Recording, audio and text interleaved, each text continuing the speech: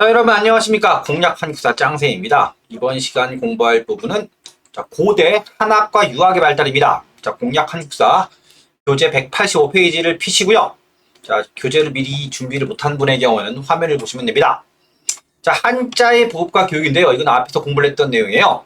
우리나라와 중국을 비롯한 동아시아 지역은 고대부터 한자 문화권 형성입니다. 여러분 아시겠지만 지금 우리가 쓰는 게 한글인데 이건 세종대왕 때 만든 거니까 15세기 중엽에 만들었죠. 그 이전엔 한자를 씁니다. 그런데 우리나라의 경우입니까?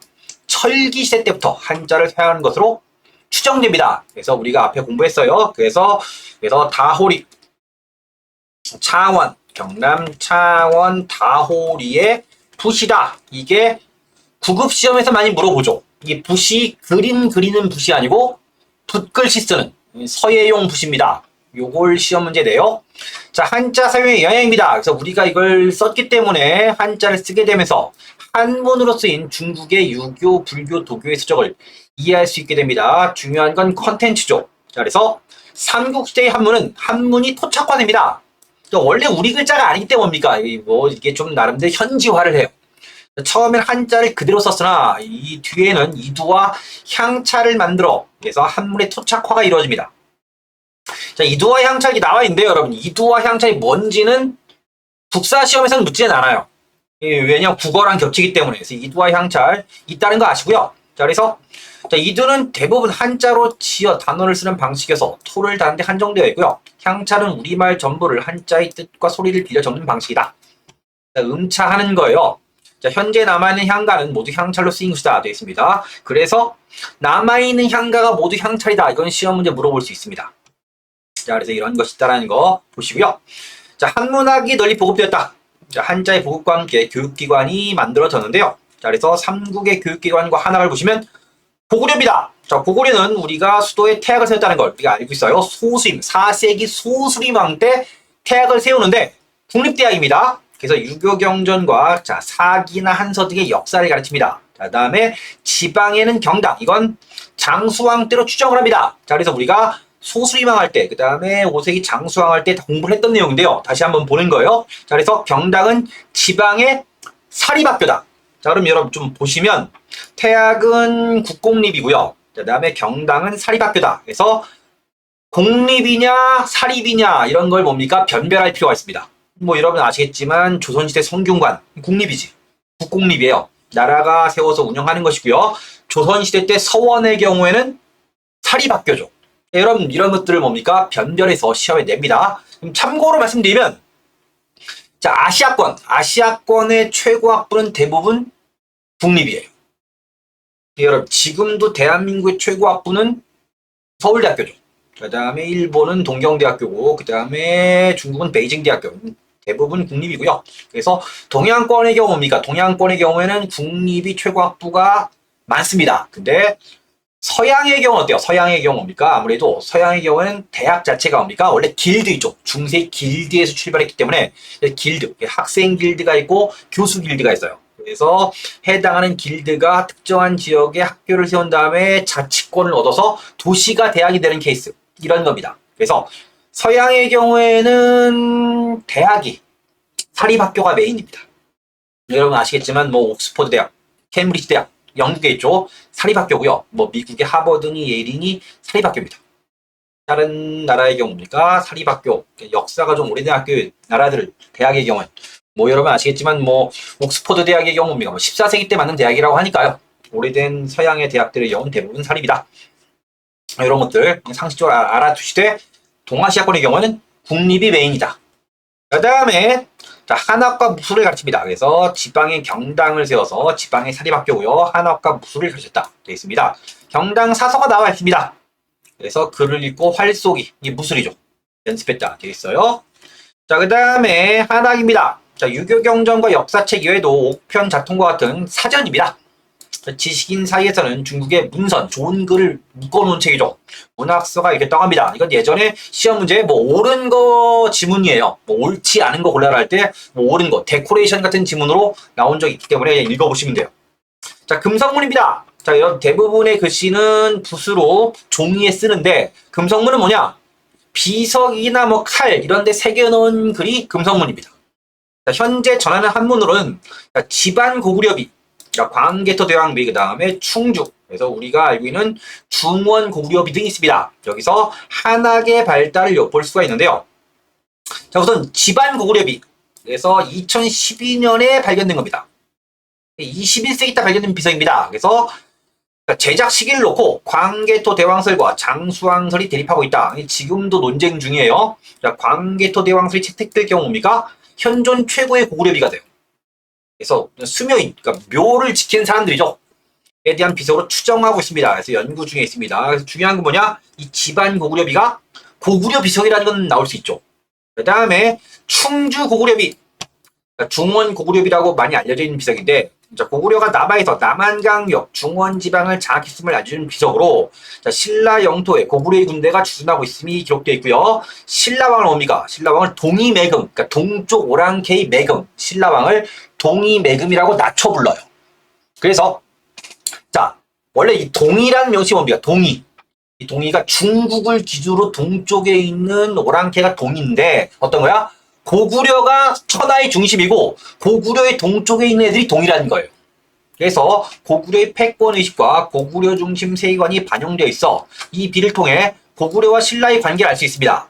더불어 고구려가 삼국 간의 항쟁에서 주도권을 장악했음을 알 수 있는데요. 여기 중요한 게 뭐냐면 이겁니다. 원래 중원 고구려비는 뭡니까? 원래의 학설은 메인이죠. 이게 장수왕설입니다. 장수왕설입니다. 장수왕설인데, 이 보시면, 5세기 장수왕 때 건립되었다는 주장은 뭡니까? 전설이었으나, 2019년, 그러니까 얼마 안 된 거예요. 동북아 역사재단에서 3D 스캐닝 데이터 등 첨단 기술을 활용합니다. 어떤 거야? 원래는 뭡니까? 여기에 뭡니까? 먹물을 칠한 다음에 찍어내서, 도장처럼 찍어낸 다음에 탁본을 통해서 글자를 분석했는데요. 어떤 거야? 탁본이나 사람 눈에 안 보이는 거. 그래서 뭐 레이저 스캐닝 이런 걸 했더니 뭡니까? 안 보이는 글자가 보인 거예요. 그래서 광개토 대왕의 연호 영락 7년이라는 글자가 발견됐다고 뭡니까? 이걸 발표한 거예요.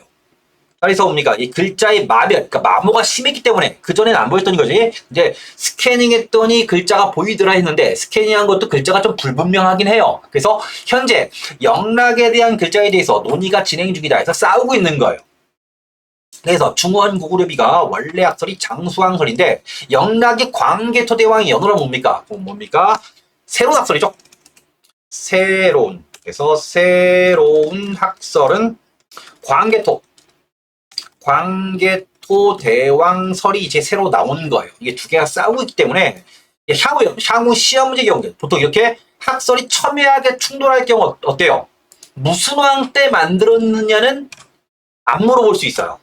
중요한 건 뭐냐면 광개토 대왕이 남한 게 뭐다? 외격퇴죠. 외격퇴 이후로 보는 거예요. 이게 4세기 말에서 그 다음에 뭡니까? 5세기 초였기 때문에 여러분 중원 고구려비의 경우도 어떻습니까? 장수왕설이어도 5세기에 걸치고요.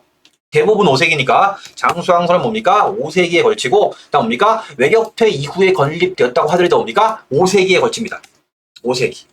시험 문제 뭡니까? 무슨 왕 때 세웠느냐는 물어보지 않을 수 있는데 5세기 때 만들었다라고 물어볼 경우에는 물어볼 수 있습니다. 물어볼 경우 뭡니까? 둘 다 맞을 수 있어요. 그래서 여러분 요런 문제 뭡니까? 요런 문제 이따 문제를 한번 살펴볼 거예요. 보시고요. 자, 그래서 뭡니까? 보통 이렇게 학설이 첨예하게 충돌할 경우 뭡니까? 무슨 왕 때 만들었느냐를 가지고는 뭡니까? 왕이 누구냐를 가지고 물어보지는 않는 게 원래 맞아요. 네, 5세기로는 물어볼 수 있다. 그 다음에 충주 고구려비. 자, 고구려 대왕이 상왕공과 함께 신라의 매금이다. 매금이라는 표현은 뭡니까? 좀 낮춰 불렀다라고 하는 식의 견해가 좀 있어요. 이건 고구려가 세운 비석입니다. 자, 중원, 충주에 왔다. 신라 매금이 오지 않아 실행되지 못했다 해서 쫓아 나옵니다. 읽어보시고요. 이게 사료로 제시된 다음에 내용, 의미는 물어볼 수 있죠. 그래서 어떤 거야? 고구려 중심 세관이 반영되어 있다. 이건 물어볼 수 있어요. 자, 다음에 시기는 5세기다. 그게 장수왕설이건 광개토 대왕설이건 5세기가 겹치는 부분이기 때문에 물어볼 수 있다는 거 알아두시면 좋겠습니다. 자, 그럼 백제입니다. 자, 백제가 뭡니까? 역사책에 교육기관은 전하지 않으나 오경박사, 박사라는 건 전문가죠. 그러니까 뭔가를 가르치는, 여러분 지금은 박사가 학위지만 그 당시에 박사는 뭐예요? 뭔가 가르치는 벼슬아치예요. 가르치는 게 직업이 뭡니까? 공무원입니다. 그래서 5경, 유교의 5가지 경전의 전문가, 가르치는 공무원이고요.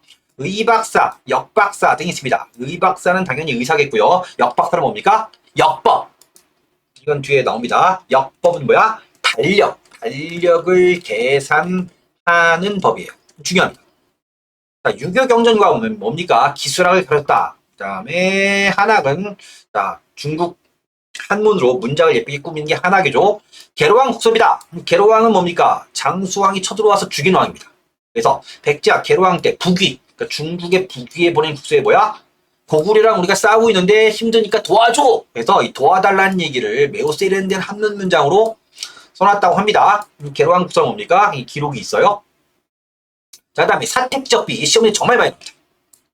현존 유일한 백제비석. 백제비석은 이거 하나밖에 없어요. 7세기입니다. 백제 의자왕 때 상좌평을 지낸 귀족인 사택지적. 이게 사람 이름이야. 성씨가 사택씨고요. 이름이 지적이에요. 사택지적이 불당과 탑을 세운 내력을 세련된 문장으로 기록하고 있습니다. 사륙변려체. 이거 뭐냐면 한문의 문체인데요. 자, 여러분, 고대에 유행한 문체예요. 4글자와 6글자의 구절을, 대꾸를 딱딱 맞추는 굉장히 형식적인 문체가 사륙변려체입니다. 자, 그래서 화려한 문장으로 인생이 무상합니다. 그래서 불당, 이 불교적인 뭡니까? 불당과 탑을 세운 내력이 새겨져 있는 그런 비석인데, 내용 중에 뭐가 있어? 인생 무상함. 인생 무상함이 뭡니까? 노장사상. 그러니까 도교적인 냄새가 난다는 거예요. 이건 알았어요. 그러니까 여러분, 불교와 도교는 다른 건데, 불당을 세운 내력을 쭉 기록하다가 인생 무상함. 이건 도교적인 내용이네? 이런 거예요. 그래서 노장사상이 세련된 문장을 나타내고 있다. 그래서 백제 도교가 전래됐다는 사실을 알 수 있다라는 건 뭡니까? 이걸 통해 알 수 있습니다. 그래서 도교랑 연결해서 뭡니까? 시험 문제 내는 게 공식입니다. 보시고요. 자, 무령왕릉 지성입니다. 자, 묘지석은 죽은 자의 생애와 가족관계 등을 기록할 무덤에 함께 묻는 유물이다. 여러분, 이렇게 러프하게 얘기하면 이런 거예요. 이런 겁니다. 자, 무덤의 외부에 뭡니까? 누가 죽었다라고 새겨놓는 게 비석이지. 무덤의 내부에 뭡니까? 내부에 비슷한 걸 뭡니까? 넣는 걸 지석이라고 해요. 그러니까 여러분 보시면 무덤이 이런 겁니다. 무덤이 이렇게 있을 때 뭡니까? 무덤 밖에 비석이 있죠. 누가 여기 죽었노라 이렇게 뭡니까? 새겨서 세워놓는 건데 여러분 비바람 불고 관리가 안 되면 비석이 풍화돼서 깨집니다. 유실되거나 심지어 누가 뽑아가죠. 그럼 무덤 안에 누가 있는지 알 수가 없어요. 그래서 뭡니까? 안에 뭐가 있어요? 비석과 비슷한 내용의 돌판을 넣거나 안에 무덤 안에 공간이 있을 경우 뭡니까? 이걸 아예 비석처럼 세워놓습니다. 이게 지석입니다. 그래서 무덤의 주인이 누군지 알 수 있게 되는 거죠.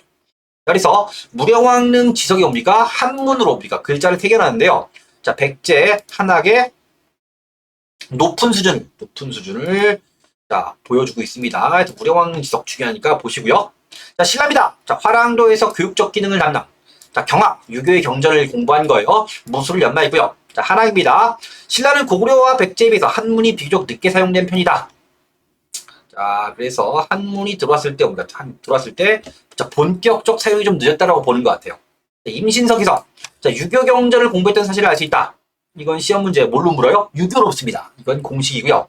신라의 금성문, 진흥왕 때 해온 단양적성비, 순수비, 울진 봉평비, 영일 냉실비 이 문장을 통해 이런 비석 내용을 통해 당시의 한문 수준을 알 수 있다. 이런 겁니다. 관련된 거 우리가 앞에 공부했던 거 정리가 좀 되어 있습니다. 자, 3개 유학 수준이다. 자, 중국과 교류가 활발해지고 여러 교육기관이 설립됨에 따라 유학이 보급되어 왔습니다. 삼국의 유학은 학문적으로 깊이 있게 연구된 건 아니고요. 자, 충성해라, 효도해라, 신의를 지켜라. 자, 도덕적인 규범을 강조하는, 장려하는 정도에서 수준이 아주 높은, 그러니까 이론적으로 깊이 들어가는 건 아니다. 이런 내용이 있다는 거 정도 보시고요.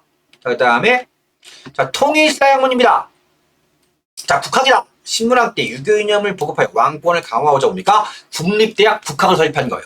그래서 삼국시대 때 교육의 중심이 화랑도였다면 통일 이후에 교육의 중심은 국립대학 국학입니다. 자, 체제는 박사와 조교를 두어 9년간 3분과로 가르쳤고요. 과목은 논어와 효경, 이건 시험에 나와요. 특히 공무원 시험 준비하신 분의 경우 뭡니까? 논어와 효경이 뭡니까? 이건 외우셔야 됩니다. 자, 그래서 유교 경전을 가르쳐 충효일치의 윤리를 강조했다. 논어효경은 꼭 외우시고요. 그 다음에 입학 자격은 15세에서 30세, 뭐 나이를 묻는 경우는 거의 없어요. 근데 귀족이 들어간다. 그래서 평민층이나 이렇게 뭐 아닙니다. 이건 뭐야? 누가 들어가냐 중요합니다. 대개 육두품 출신이 많았을 것으로 여겨진다. 그래서 대사이야 조위 이렇게 돼 있는데 귀족이 들어왔다. 여기까지만 우선 아시면 돼요. 자, 공자사당입니다. 자, 성동왕 때 당나라에서 공자와 그 제자들의 그림을 들여옵니다. 당나라에 간 사신이 뭡니까? 가져와서 뭡니까? 국학의 안제다. 이것도 시험 문제 뭡니까? 뭐 옳지 않은 거 골라라. 뻔한 걸 시험 문제가 있는데 자, 옳은 거의 지문, 데코레이션처럼 나온 적이 있습니다. 자, 변철은 경덕왕 때 국학이 태학 개칭되었다가 태학 이렇게 개칭됐어요. 그래서 고구려의 학교하고 이름이 일순간 같아진 거지. 세공왕 때 다시 국학이 되는데요. 그래서 뭐 통일신라 때 태학이 있다. 내가 알고 있는 태학은 고구려만 있어 할 때 아닐 수 있기 때문에 이건 주의해서 좀 보세요. 그래서 국학의 교육 내용과 운영 보시면 1과, 2과, 3과 이렇게 나와 있죠. 이걸 언제 다 외워? 여러분 이런 거 다 외우면 끝이 없습니다. 중요한 건 뭐야? 이거예요. 필수 과목. 이걸 알아두시라고요. 이건 물어봐요. 그 다음 입학 자격 뭡니까? 알아두시고요.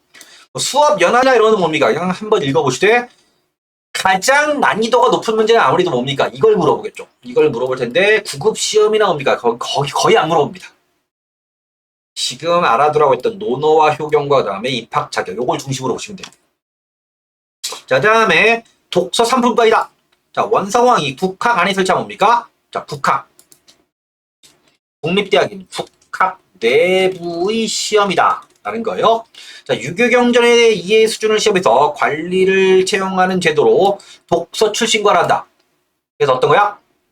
상시. 상시 관리의 등용은 뭘 따라가요? 신분을 따라가죠. 신분. 그러니까 아빠가 진골 귀족이 뭡니까? 아빠가 진골 귀족이면 그 집안이 잘나서 그 자식이 뭐가 되는 거예요? 자식의 일부가 벼슬아치가 되는 거예요. 그 어떤 거야? 우리 가문이 잘나서 내가 벼슬아치가 됐기 때문에 왕에 대한 충성도가 떨어질 수밖에 없어요. 그래서 중요한 건 뭐야? 자, 여러분. 전쟁이 나지 않은 평상시에 가장 중요한 권한 중에 하나는 뭐야? 인사권입니다. 생각해보세요. 누군가가 옵니다. 야, 너 그냥 뽑아줄게. 너 승진시켜줄게. 이거예요. 인사권입니다. 인사권. 그래서 뭡니까? 왕이 인사권을 가져갈 때 왕권이 강화되는 거지. 그래서 어떤 거야? 국학 내부에 뭡니까? 독서 사품과라는 걸 설치해서 뭐 하는 거야? 그래서 국학에서 공부한 애들 수준에 따라 등용하겠다라고 원래 한 거예요. 그게 중요한 건 뭐냐? 중요한 몇 밑에 나와 있죠 뭡니까? 이게 국학 내부의 시험이기 때문에 뭡니까? 그냥 뭡니까? 자, 고려 시대 때 최초의 과거. 그러니까 과거 제도는 아니에요. 과거 제도는 뭡니까? 과거 제도는 뭡니까? 과거 제도는 뭐 국학이나 그 당시에 최고 학부를 안 나와도 과거 시험 볼 수 있거든. 그냥 공무원 시험입니다. 그래서 국학 내부의 시험이 뭡니까? 독서 3분과이기 때문에 과거 고려시대 때 과거 제도하고는 구별이 돼요. 자, 엄격한 의미의 과거 제도는 고려시대 광종 때 시작되었다. 이건 구별해서 알아두셔야 됩니다. 자, 그래서 자, 목적은 골품보다는 능력 중심의 관리 채용을 통하여 왕권을 강화하고 학문 교양을 시험해서 관리를 등용하므로 유교정 친형을 확립하고자 했다라는 겁니다. 그래서 한문 성적은 뭡니까? 3품, 이게 세 등급으로 구별해서 관리를 채용하는 건데요. 자, 보시면 상품, 중품, 하품입니다. 상중하에서 3품과예요. 여기 있는 거 언제 다 외웁니까? 그래서 논어와 효경이고요. 논어와 효경이고요. 마지막은 효경만 있네. 가장 중요한 텍스트는 논어와 효경이라는 거. 이걸 중심으로 보시면 되겠고요. 이걸 뭡니까? 다 외우실 필요는 없습니다. 그 다음에 특품은 뭐야? 아주 특출난 사람이 특품이에요. 일반적으로는 세 등급, 상중하에서 3품과예요. 그 다음에 5경과 3사. 5경은 유교의 5가지 기본 경전이 있고요. 그 다음에 3사는 역사책입니다. 읽어보시면 됩니다. 해당하는 책이 유교 경전이다. 그 다음에 3사가 역사책이다. 이 정도만 구별하시면 됩니다. 자, 결과입니다. 독서 3분과는 골품제도에 집착한 진골 귀족의 반대 때문에 기능을 발휘 못합니다. 자, 한문과 유학을 부급시키는 데는 이바지한 측면이다. 그래서 뭐야? 자, 원래 뭡니까? 왕이 인사권을 행사하려고 시험에는 이거를 뭡니까? 실시를 한 거예요. 시험 봐서 뽑겠다 이렇게 한 건데 인사권을 확립하는 데는 기능을 못한 거예요. 근데 학문적으로 뭡니까? 보급시키는 데는 이바지했다. 와, 공부했어. 우와, 이거 한번 뽑아주나 했는데 공부를 했는데 인사권을 뭡니까? 뽑아주지 않은 거지. 그렇게 이해하시면 됩니다. 자, 발해입니다. 발해에서도 유학교육을 목적으로 문항대 주장합니다. 그래서 통일신라의 국학이고요. 발해의 주자감, 이건 뭡니까? 대비시켜서 바꿔낼 수 있기 때문에 알아두시고요. 역시 귀족 자제에게 유교 경전을 가르칩니다. 자, 보시면 발해 육부명칭에 충인이 지혜신에서 유교의 덕목이 있습니다. 그 다음에 정혜공주와 정효공주도 뭐야?